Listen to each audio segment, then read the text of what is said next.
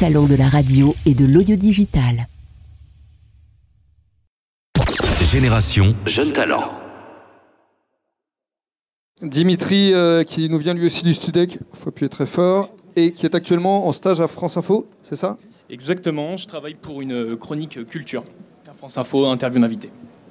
Alors vous allez justement nous raconter l'histoire d'un stagiaire de 17 ans à la NASA qui a découvert une exoplanète. Alors je ne sais pas ce que vous avez fait comme stage quand vous étiez adolescent. En tout cas, en ce qui me concerne, je n'étais pas sur le point de découvrir une planète. Et c'est pourtant bien ce qu'a réalisé Wolf Kucker, un jeune Américain de 17 ans lors de son stage l'été dernier à la NASA. Comme les autres stagiaires, il peut de temps en temps jeter un œil dans le télescope et un peu par hasard, il lui semble apercevoir un astre encore inconnu à 1300 années-lumière et d'une taille 7 fois supérieure à celle de la planète Terre. Ses maîtres de stage examinent ces observations et les confirment ensuite. Il s'agit bien d'une nouvelle exoplanète et la nomment TOI 1338. Mais concrètement, c'est quoi une exoplanète ? Alors c'est très simple, pour vulgariser un peu, c'est simplement une planète qui se trouve en dehors de notre système solaire. Donc en soi une planète qui tourne autour d'une étoile autre que notre Soleil.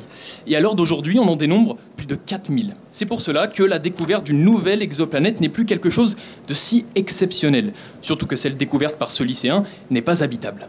Elle se trouve beaucoup trop loin de son étoile et ne peut donc pas contenir de l'eau sous forme liquide et ainsi offrir des conditions favorables à l'émergence de la vie. En fait, ce qui est marquant ici, c'est que c'est un stagiaire, un œil extérieur à l'institution NASA, qui l'a découverte. Et donc en 2020, pourquoi continue-t-on de chercher de nouvelles exoplanètes alors que, vous nous le dites, on en dénombre déjà plus de 4000 ? Alors, outre mieux comprendre notre système solaire, on est en fait ici totalement dans le domaine de la conquête spatiale. On cherche des planètes potentiellement habitables. Vous n'êtes pas sans savoir que l'on détruit littéralement la nôtre, la Terre. C'est vrai qu'elle est mal en point. Et donc l'objectif, c'est quoi ? Trouver une planète de secours ? Ce que je peux vous dire, c'est que s'il en existait une, elle serait pour le moment inaccessible. Par faute de moyens technologiques, on a déjà du mal à se rendre sur Mars. Et c'est pour cette raison que la conquête spatiale, aujourd'hui, elle se limite simplement à la recherche d'une vie extraterrestre. Et ce sujet, il repose sur une question que vous vous êtes déjà posée et que vous vous posez sûrement actuellement. Sommes-nous seuls dans l'univers ? Alors malheureusement, je n'ai pas la réponse. Mais est-ce que justement, cette quête n'a-t-elle pas le mérite de nous faire prendre conscience de l'incroyable diversité de la vie ici, sur Terre, qu'on ne trouve au final nulle part ailleurs, dans un monde où l'on voit s'effondrer la biodiversité ? C'est donc en cherchant la vie sur d'autres exoplanètes que nous prenons conscience de l'importance de la nôtre. Dimitri Vernet.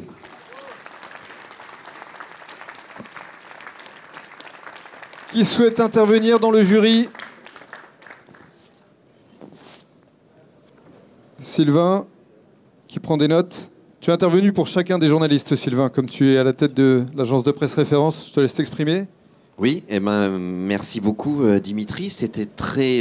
j'allais dire que c'est peut-être dans tout ce qu'on vient d'entendre ce soir, qui est très riche et très varié, c'est qu'il y a aujourd'hui, en tout cas dans notre esprit, dans ces formats qui nous hantent peut-être d'ailleurs un petit peu trop, ce qu'il y a de plus radiophonique, c'est-à-dire c'est très didactique, c'est très, tu expliques, tu réponds aux questions et tu informes, quoi, très, très classiquement et très directement.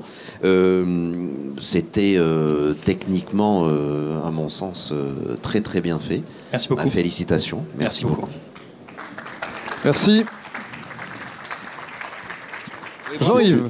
Oui, bravo pour le choix du sujet, parce qu'effectivement, on a beaucoup parlé de ce jeune stagiaire, mais assez peu de l'exoplanète. Merci en tout cas pour toutes ces explications. C'est un honneur.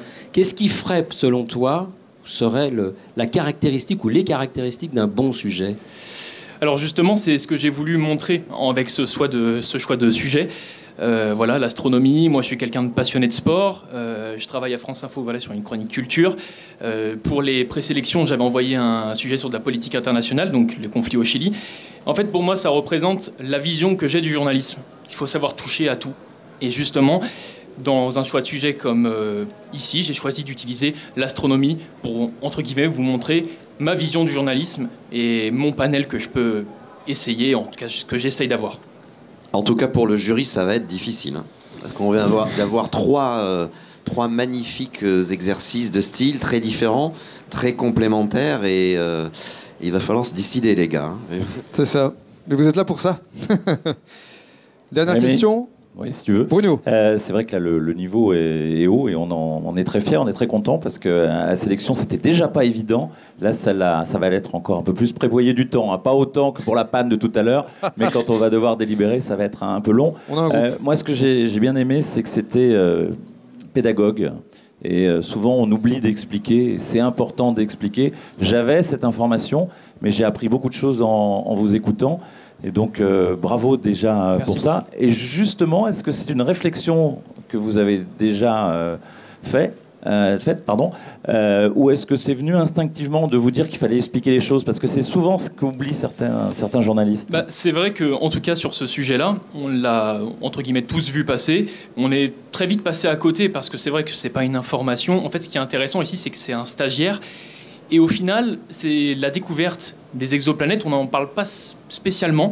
Et j'ai trouvé que c'était un sujet intéressant à aborder avec vous pour expliquer, en tout cas pour vous expliquer ce que c'est réellement. Et c'est vrai qu'il n'y en a pas énormément de personnes qui sont au courant un petit peu de toute cette conquête spatiale, alors que je trouve personnellement que c'est un sujet super intéressant. Bon, merci de nous avoir enrichis aujourd'hui. Merci Bruno et merci à Dimitri Vernet, voilà, qu'on peut applaudir pour sa belle prestation. Le salon de la radio et de l'audio digital. 3 jours pour découvrir toutes les nouveautés qui rythment l'ensemble du marché de la radio.